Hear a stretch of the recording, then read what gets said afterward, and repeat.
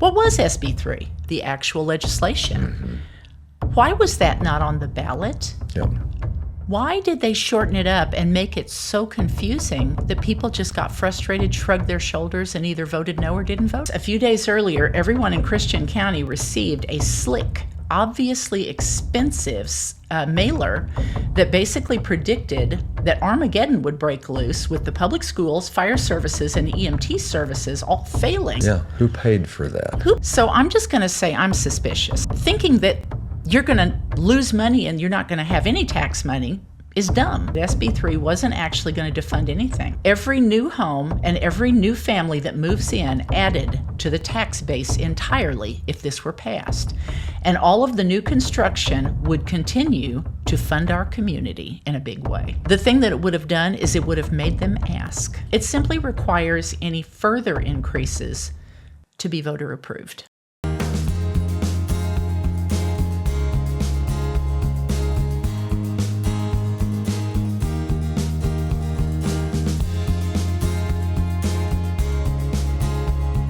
Welcome, everyone, to the Patriot Project on Mugwump Media. We're glad that you joined us this evening, folks. Kevin, yesterday was Election Day. Was it everything that you hoped and dreamed that it would be? Well, if I hoped to be dazed and confused, I guess it was. But I'll tell you, things came up so quick. We had Easter on the weekend. We had all that going on. We had so many things we were doing. Our business, It was a busy time for that. Yeah. And when we started looking at the language, a little late, I guess. Yes. Oh my goodness, it was hard to sort out. And everybody was asking, what does this mean? Boy, single item bills and simple language are gone. It's going to have, we got to do something. Well, it was single language, but it was crazy. Was it English or was it double talk? Well, I'll cover that here in just a minute. It was, and here's what's weird. Like Kevin said, man, I wish we would have got information on earlier. We've been working a lot the last couple of weeks. We haven't had as many employees around, and it's been difficult to really focus in. So we just got behind the ball a little bit, Kevin. And boy, I hate it because, like Kevin said, last week people started texting us and saying, hey, have you seen what's on the ballot? Now, for those of you who are in the state of Missouri, most of you probably know that one of the things that was on the spring ballot of about 100 counties, there are only 114 total, was a weird little bill with the letter and the number title SB3. I tell you, folks, I had so many people asking us what it even meant, and I didn't know what it actually meant. I read it. Usually I can, and I'll ask our daughter, and we kind of go over it together, and usually we can kind of piece it out. Not this one. It was crazy. And so I sat down, and I thought, okay, I'm going to research this. So I did. I spent, a few hours researching over it over the last few days. And you know what, Kevin? I think we should just call this podcast, What the Heck Just Happened? Like that. I had people asking me about what it meant that are usually right on top of things. Usually you can read through something in a couple hours, you can understand it. But this one, there was a lot to it, and it was very confusing. It really was, and it almost leads you to believe that it was purposely confusing. And I'll tell you why. And there was a lot of emotion around it because it had to do with capping taxes. Now, some of the counties did, and I think some of them didn't do anything. Let me tell you where it came from. Senate Bill 3 was included. You guys probably remember, if you've watched me for very long, watch Kevin and I, you know that we do a lot of Missouri politics. And last year, there was a special session, Kevin. Senate Bill 3 was included in the legislative effort to entice the Kansas City Chiefs to stick around, and this was actually from Ozarks First, March 23rd, 2026. This was from last month. This was one of the articles I researched. But it was in an effort to entice the Kansas City Chiefs to stick around while offering incentives for the Royals to stay, which I didn't agree with at all. Our governor, Kehoe, spendthrift Kehoe, he really wanted to give them some tax credits to get them to stay. Now, they ended up not staying anyway, but what was tacked on the bill to try to entice, especially the conservative senators and representatives, to actually buy into it and go ahead and, vote for it was it took aim at property taxes, which have been going through the roof. Going through the roof. We have two problems that are causing this. One of them is we have a 3-person, it's a tax committee in the state of Missouri. They're actually appointed by various governors throughout the years. I don't know how long their term is, but basically they have latched on to a national and international standard, I guess, that they're wanting everybody, they're wanting to make sure that all these tax rates are the same rate, and they got to be jacked up a little bit. They're insisting, and this came out last January, 2025. But basically, the governor called some of the tax assessors into the office because they weren't charging enough, Kevin, and said, you know what, our tax assessor, our tax commission has said that... This is the guy we voted for is representing us and interpreting the laws for us, and yet they're influencing them. They're... Right. Yeah, sorry. But anyway, basically, it was a agreement of understanding or something like that, memorandum of understanding. But basically, he stuck it in front of them. There was a bunch of them. I don't know how many, but I think it was mostly smaller counties that didn't have as high of assessment.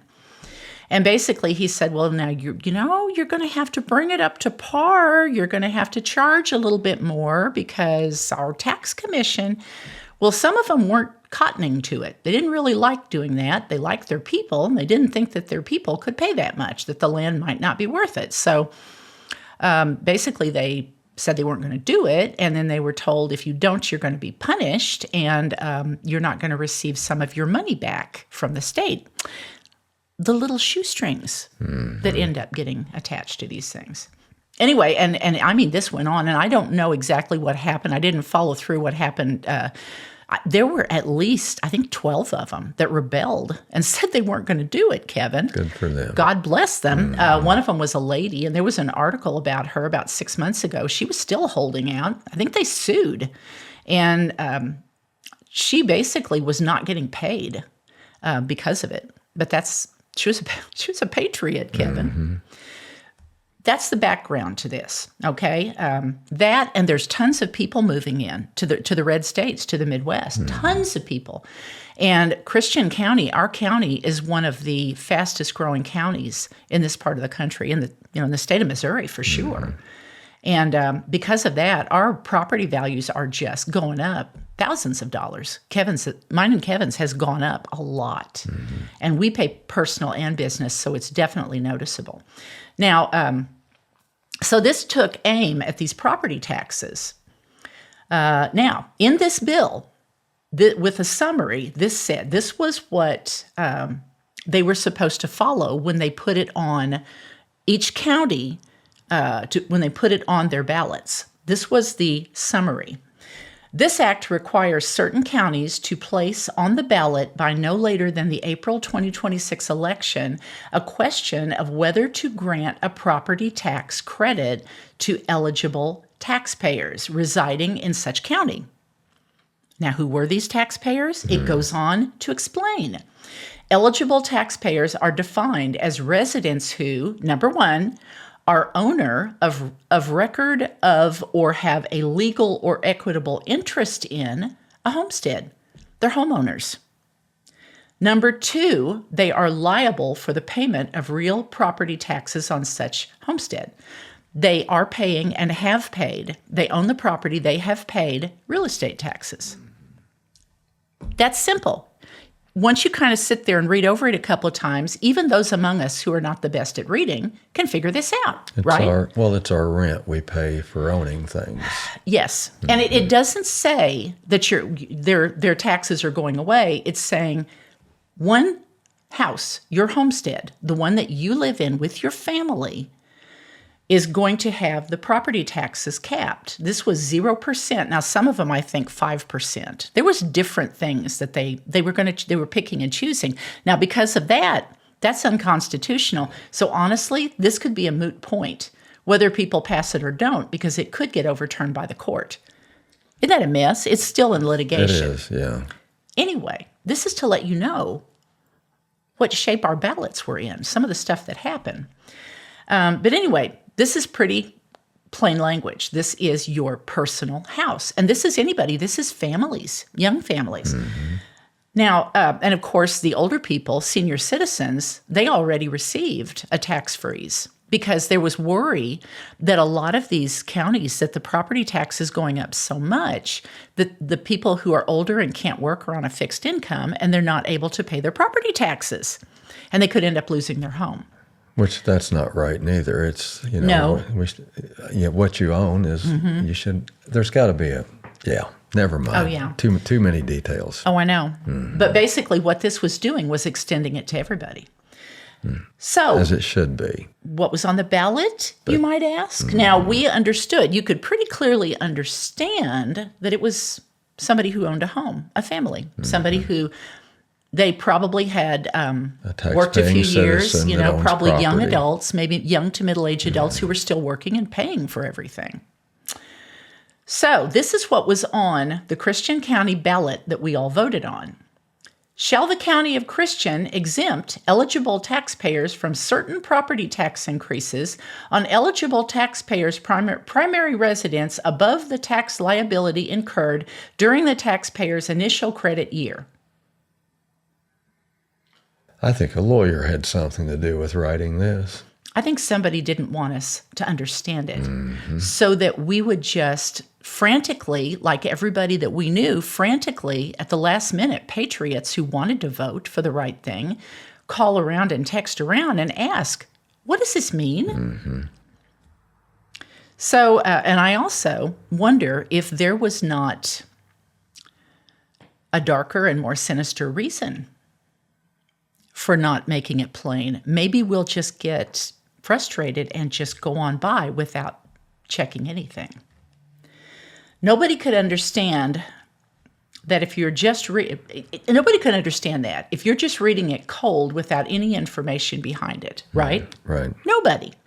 And to make it worse, a few days earlier, everyone in Christian County received a slick, obviously expensive mailer that basically predicted that Armageddon would break loose with the public schools, fire services, and EMT services all failing.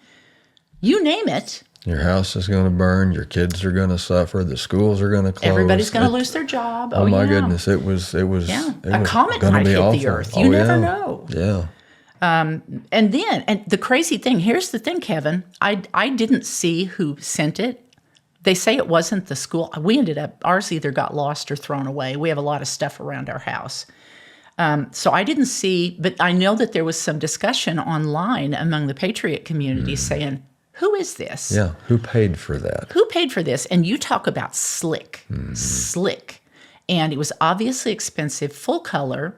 And I'm telling you, it was very mysterious and it was supposedly private, but it was very suspicious with all the money behind it. And this was pointed out online when people were talking about it. It is serious. Serious. It breaks the law if public dollars, whether they're directly funding something like this, propaganda, basically, or if they were laundered, which is, do I know that's true? No, I don't. It makes me wonder if there was some laundering going on. Were laundered or used to put out propaganda to scare people into voting against a tax cap. Now that statute, it's RSMO 115.646 says, no contribution or expenditure of public funds shall be made directly by any office, employee, or agent of any political subdivision to advocate, support, or oppose any ballot measure or candidate for public office. So I'm just going to say I'm suspicious. I really am, especially once you saw just the exaggerated stuff that was on it, really. So here's the $1 million question. What was SB3? What was it exactly that we were all trying to figure out? Now, it ended up getting voted down, sadly, and we weren't the only ones. I heard from Lisa today, and she said that the one in Howell County got voted down too, and I'll bet you it was because of the same stuff. This mysterious little bill on the ballot that we were being so diligently kept from learning about. 3 days before the election, after a busy 2 weeks that delayed me from doing so, I'm sorry. I wish I would have done it sooner. I did a deep dive. And that deep dive was revealing to me why none of the tax collecting entities wanted us to know. SB3 for Christian County and many others was a 2024, this is it, was a 2024 tax level freeze just on your primary home. We were being led to believe that, you weren't going to have to pay any taxes anymore. And it was going to defund everything. No, all it was going to do was give you a 2024 freeze on your house, your primary house. You're still going to pay all kinds of taxes, elevated on your house, your boat, your car, your camper, your truck, you name it. Anything else that you have, you will be paying property tax on. Rent. I'm just going to say. Rent on it. Yeah, we're That's renting our right. stuff still. Yeah. Now, I did find some really good information that was well put together, and I did get it out to as many people as I could, but like I said, it was in the last 2 or 3 days. This was posted online by the Christian County, Missouri Republican Assembly, MRA. This was basically, folks, this was the senior tax freeze extended to everybody. The senior tax freeze that happened a couple of years ago, SB 190, like I said, was basically to care for the senior citizens for fear they'd lose their homes. Now, it only applied to the homeowner citizen's primary residence, like I said, just like the senior tax freeze. It didn't apply to rental or investment properties. Now, Kevin, do you know, and I'm not for sure exactly what it means, but from reading this and from studying this, you know what I think it actually meant? I think that it was going to take the tax burden off of young families and middle-aged families who were busy paying taxes and trying to take care of their kids. These are the people that public schools that are using the public schools. They need their money. But basically, it would take some of the burden off of them because, again, 2 years ago, the seniors were taken out of the mix on their primary home, and it would actually apply more of it to all of these developers that are coming in and buying up property. Kevin and I went on a drive Sunday, and I was astounded by, all over, there are developers coming in, tons of money, building all these houses. And, I'm not saying folks shouldn't come into the county, but, our county is getting very populated. And from what I understand from this, basically, they would not be exempt. So all of these houses coming in and these rentals and everything, they will be paying big tax dollars on them. So thinking that you're going to lose money and you're not going to have any tax money is dumb. That's not the case. And Christian County, like I said, where we live, is one of Missouri's fastest growing counties. Every new home, this was a freeze at a moment in time. From this point on, every new home and every new family that moves in added to the tax base entirely if this were passed. And all of the new construction would continue to fund our community in a big way. Yep. This report made clear that when and if more money would be needed, taxing entities could still bring new levies to the ballot to be approved. And folks, please don't think that we're school haters. We're not. Absolutely not. We've got friends and family that didn't know either. Everybody was saying that people were being mean and were trying to defund the fire department, the EMTs, and the school. That wasn't the case. They're trying to help these families survive. Mm-hmm. Young families with little kids and middle age before they get to be seniors. They're trying to help them survive. Lord knows they're paying enough taxes. But the school could still bring new levies. All these departments could. They could bring them to the ballot to be approved, and these voter-approved increases would apply, even under the freeze. And let me tell you, there are enough folks in this city, this town, that would vote for those. Every bill that comes around for the schools always gets passed. Mm-hmm. I've not seen one that hasn't. No. So, really, I don't see that would have been an issue for them.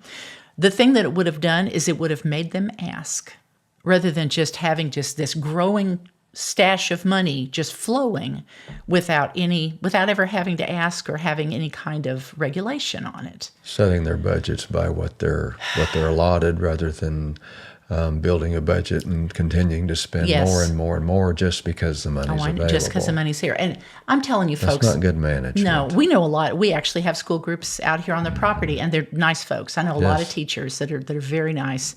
One thing that I heard, though, and I'm not going to say the name of the school. It wasn't Ozark, but it was another school not far from here.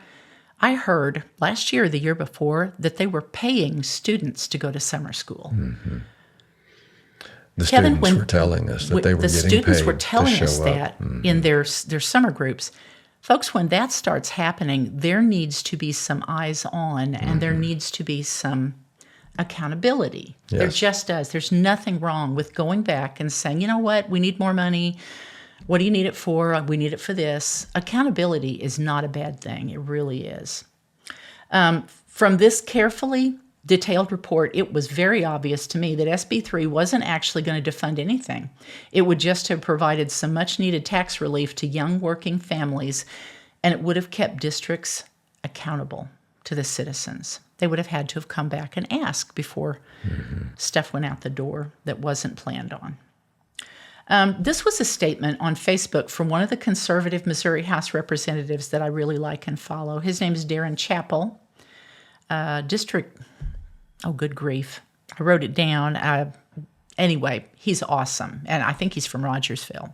But Darren Chappell is very conservative, and I always like to read what he says because it carries a lot of weight, and it's good. He agrees with what I just said with this synopsis. When asked about how people should vote on it, he replied, if I were in a county capped at 0% increase, which is what many counties were, he said, yeah, I'd vote yes.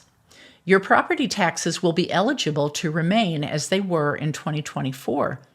Yes, that will stop the automatic increases by increased property taxes assessments for school districts, fire districts, etc., but nothing stops any of these local governments from going to the voters and asking for needed increases. It simply requires any further increases to be voter approved. Yes. And you know what, folks? It's over and done with now. And like I said, I wish we could have got that information discerned sooner, because I think if more people would have known this, they would have went ahead and voted for it. Because, man, our young families need help. They need help. Many of them are having a hard time making a go of it. And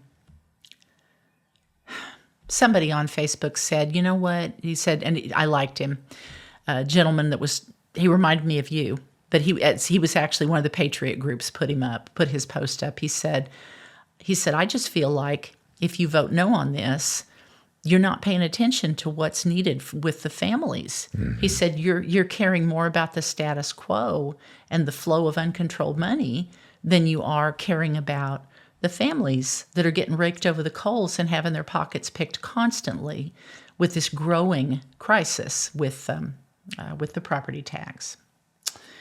Imagine that, Kevin, having to come back and ask. So what do you think? Well, I think I'd like things cleared up. I think everybody wants plain language that they can understand. When we go to vote, we shouldn't have to do 2 or 3 weeks worth of research to be able to go in and make a good decision.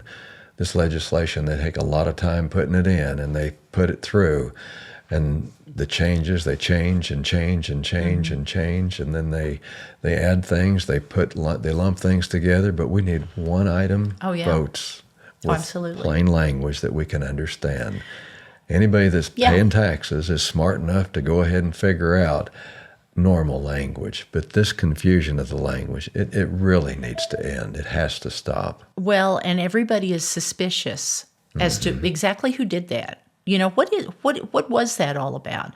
Because you guys heard what the original it was on Ozarks First. It was the statement that was given to them from the actual legislation. Why was that not on the ballot? Yep. Why did they shorten it up and make it so confusing that people just got frustrated, shrugged their shoulders, and either voted no or didn't vote for it? Yep. I think if people had known, it might have gone a different way. Anyway, Kevin, remind me of this in August and November for sure. We've got some stuff we're going to hit heavy before then. I don't want anybody to not know what's going on. So it's kind of our mission. Anyway, well, folks, thanks for spending some time again with us today. I spoke to Lisa today. We need to have her on again when we can. I love to talk to her. She and I think we think a lot alike on some things. But we're also going to have Missouri Representative Burt Whaley. He'll be on next week. And his sweet wife, Leah, of course, is going to be showing up with him. He just texted a few minutes ago and said that, told us the time he can come and record. And I'm sure that he's going to have some news to share with us about what's going on in Jefferson City. I'm not going to tell you. I'm going to let him tell you. There are some good things, folks. There are some good things. This was annoying, and I bet a lot of you have had this experience.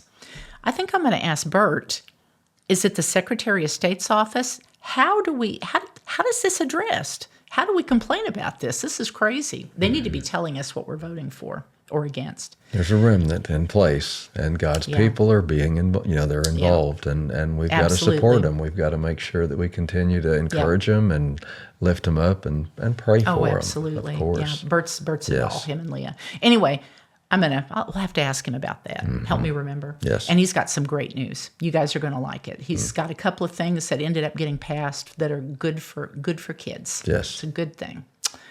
Again, folks, man, I wish we could have gotten this out sooner, but better late than ever. And the important one is going to be in November. Yes. I mean, this one could get turned over by the court anyway.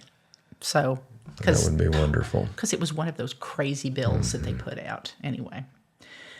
Folks, have a good week this week. Make sure that you like, share, and subscribe. And folks, until we see you again, make sure that you always stay in that mugwump frame of mind, of course, informed, inspired, and always stay independent. God bless.